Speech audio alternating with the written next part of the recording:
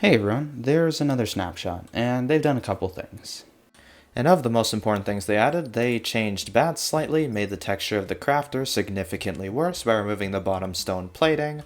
They added a few more copper variants, now it takes up 2 full entire pages of the creative search menu, and they added the copper bulb. They also added tick commands to the vanilla game, but we'll talk about that one later. Anyways, copper bulb. Why does everybody care so much about this block? The first thing people are saying is that this is a single block T flip-flop, and they're right, technically it's 2 blocks because you need the comparator, but they're right, this is absolutely incredible. They're also saying that it is incredibly revolutionary for redstone displays because guess what, they're solid state and they will always stay on, meaning the logic for powering 1x1s is absolutely tiny. And these are both absolutely incredible mechanics, I agree, they're insane. But that's not why I care about the copper bulb. The reason why I really like the copper bulb is because it has a tiny little hidden feature that allows it to do this. And if you don't know what you're looking at, then let me explain. See, every event in the game occurs on a game tick, and there are 20 of these game ticks per second, leading to 1/20th of a second intervals. But the thing is that a lot of people use a term called redstone ticks. And these are 1/10 of a second intervals, and these happen 10 times a second. The reason people would do this is because most common redstone components run on a multiple of 2 game ticks. So repeaters, single tick is 2 game ticks, observers are 2 game ticks, piston setup is 4 game ticks, hoppers are 8 game ticks, and since you can divide everything by 2 down to redstone ticks, there's no need for that extra level of precision if none of your components use it. But this doesn't necessarily mean that all of our redstone components are restricted to firing on even game ticks. See, the thing is that I've got the setup here with 3 pistons. This piston triggers on with 1 repeater, this one with 2 repeaters, and using some scaffolding trickery, we can get this piston to trigger on the 3rd game tick, an odd game tick, and thus we get them all firing in consecutive order, with much more precision than we would get using the normal redstone tick scale. Why do we care about any of this? Because of the copper bulb. Because unlike all of these other redstone components, the copper bulb strays away from the pattern. It doesn't go by intervals of 2 game ticks. It takes exactly 1 game tick for this thing to activate. Meaning all we have to do now to access that extra level of precision between the even game ticks is just throw down a copper bulb. I can break this nasty scaffold setup, power it with a copper bulb, and draw observer output from it.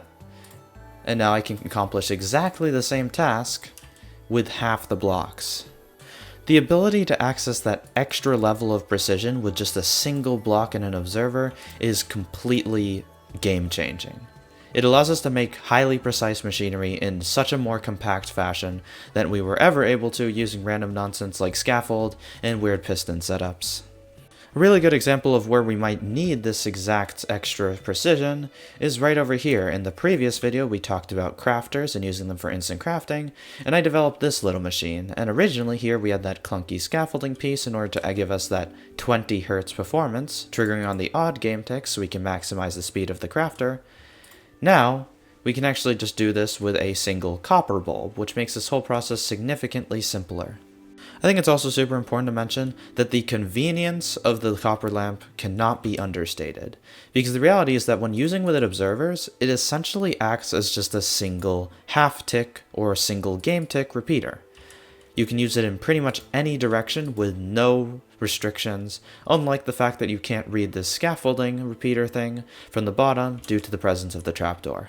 The design of many of my machines have actually been entirely centered around the fact that it's been really clunky in order to access that single game tick precision. For example, this is the hoe burner, and this uses a similar scaffold setup in order to create the offset for the odd game tick activations. The approach that we take with this machine in order to reduce the amount of these single tick repeaters we use is we just have 2 separate systems running in this entire global contraption. We have one that is offset, so all machines happening on this line are going to be on odd game ticks, and then we just have one normal one. Unfortunately, in order to create the effects that we want, these 2 systems have to essentially operate entirely separate of each other due to the fact that they're on different offsets. Now, with the addition of the copper bulb, there's no need to have completely separated lines because it's seamless to jump from odd game ticks to even game ticks whenever we're activating systems. Here, we just simply employ a copper bulb every time we want an odd game tick simply because it's so small. There's no need for separated redstone lines or separated circuits, everything can be integrated within each other. As a sort of comparison, here's the exact same solution to power a line of pistons, one game tick after another, without copper bulbs. It's much clunkier, much wider, and 4 times as tall.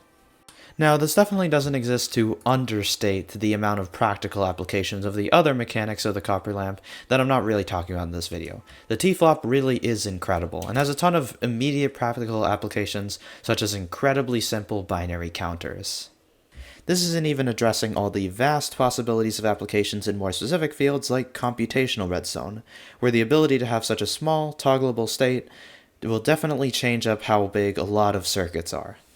I also just absolutely love the way they look, they're incredibly nice decorative blocks, and I love that the oxidation level dictates how much light the block is producing.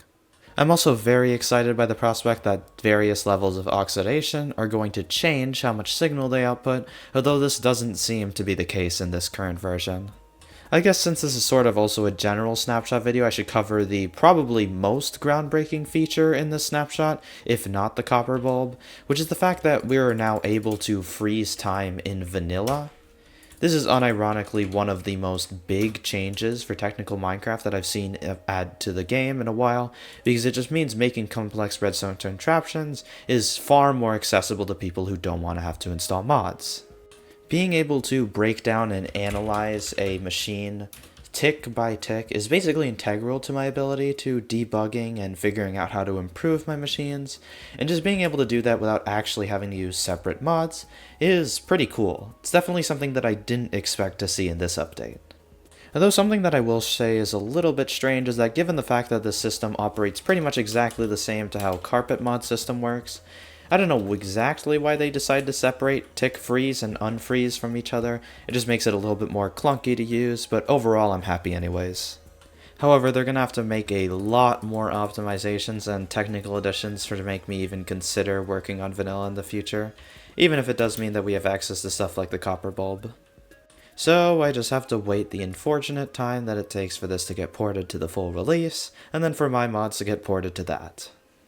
Anyways, I don't normally do videos like this. Normally I'm just talking about the machines I've designed, and I'm not really a snapshot reviewer, but this has been 2 of the consecutive most groundbreaking snapshots for Redstone in a long while, and I thought I'd just make another video. Also, the last one did really well. So, make sure to like and subscribe if you like the kind of stuff that I make, and actually check out the content that I'm actually known for, like this still halfway built giant 2D Rubik's Cube that I'm designing, as well as all the other stuff that I put together. Anyways, that'll be it for today, and I'll see you next time. Goodbye.